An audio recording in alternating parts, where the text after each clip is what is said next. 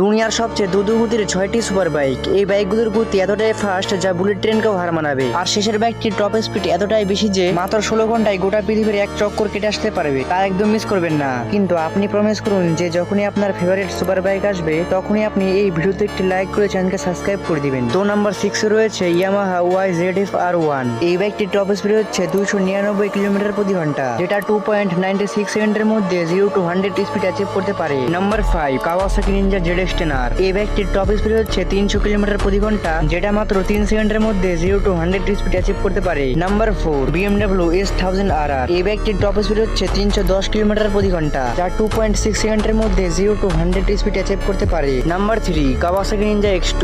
Number 3 তে Ninja X2 থাকলে তাহলে ভাবুন নাম্বার 1 এ কি রয়েছে। এই বাইকটির টপ স্পিড হচ্ছে 325 কিলোমিটার প্রতি ঘন্টা, যা 2.6 সেকেন্ডের মধ্যে 0 to 100 স্পিড অ্যাচিভ করতে পারে। নাম্বার 2 দুকাটি প্যানাগল V4, যার টপ স্পিড হচ্ছে